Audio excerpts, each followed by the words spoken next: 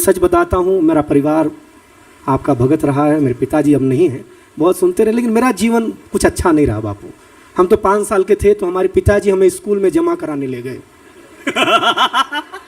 पहले लोग जमा ही होते थे, अपने मन से कौन जाता था। मैं सच बताता हूँ। तो ऐसे बगीचे में स्कूल लगा हुआ बापू, ऐसे मास्टर साहब बैठे हुए, ऐसे हम खड़े, ऐसे मेरे पिताजी खड़े। तो मास्टर जी ने पिताजी से पूछा किसका लड़का है, तो मेरे पिताजी भावुक हो गए, बोले मास्टर साहब आपका ही है। अब मैं टेंशन में कि जिसको मैं 5 साल से बाप समझ रहा हूँ वो तो अपना है नहीं यार, अपना पिता तो यहाँ मास्टरी कर रहा है यार।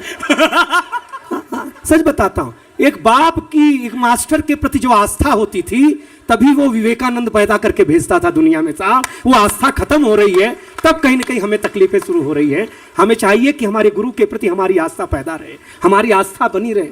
बापू अब उसके बाद क्या बताऊं, शादी हो गई, वो दर्द तो उस बचपन से भी बड़ा। हम सही बताते, शादी हो गई तो मेरे डॉक्टर साहब बड़े कवि हैं, इनसे ही आशीर्वाद मांगता हूँ। तो इन्होंने बोला पत्नी को हरिद्वार घुमाने ले जा।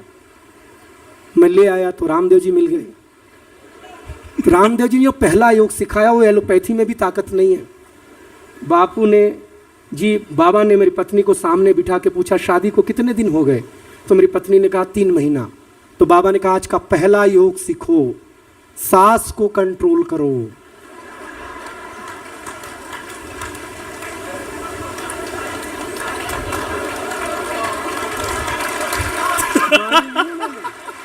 हाँ बहरा वो आके मेरी माँ को करने लगी। मैंने कहा सांस बोला, सांस थोड़ी न बोला है। बीबी बोली जो जल्दी फायदा करेगा उसी को न कंट्रोल करूंगी। क्या अच्छे बाबा हैं भाई, कल वापस जाऊंगी। दूसरे दिन वापस ले गया। बाबा ने बोला कल बताया था ना सांस को कंट्रोल करो, आज दूसरा योग सीखो, सांस को बाहर छोड़ो।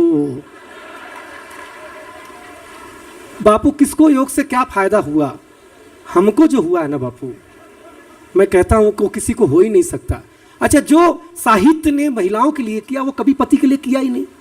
आप सब्जी मंडी जाओ, सारे स्त्रीलिंग चीज मिलेंगी, भिंडी, धनिया, मिर्ची, गोभी, हमारे नाम पे भोपला, सम्मान जैसी सब्जियां तक नहीं हमारे नाम पे, करेला।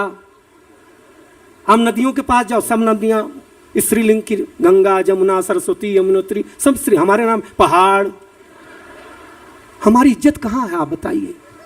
फूलों के पास चले जाओ, सब इनके नाम, चंपा, चमेली, जूही, हमारे गेंदा।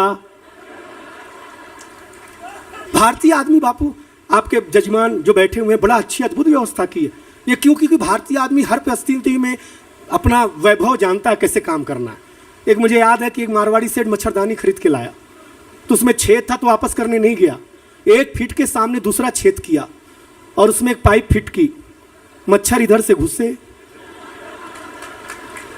और इधर से बाहर निकल ले। जो मच्छर के लिए बाईपास बना सकता है वो गंगोत्री में इतनी भव्य व्यवस्था कर सकता है भाई समझ।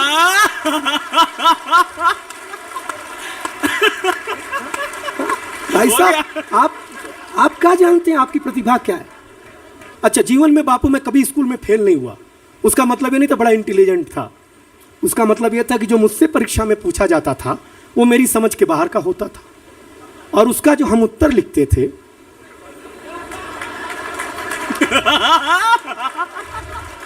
हाँ, वो मास्टर की समझ के बाहर होता था। इसी चक्कर में हर साल पास हो जाते थे। मास्टर को लगता था सही ना लिख दिया, वो अपनी डिग्री खतरे में आ जाएगी, इसको पास करके बाहर करो यार तुरंत। ऐसा नहीं कि परिश्रम से ही आशीर्वाद मिलता है, कभी कभी युक्ति और बुद्धि से भी आशीर्वाद मिलता है आदमी को। बहुत बहुत धन्यवाद।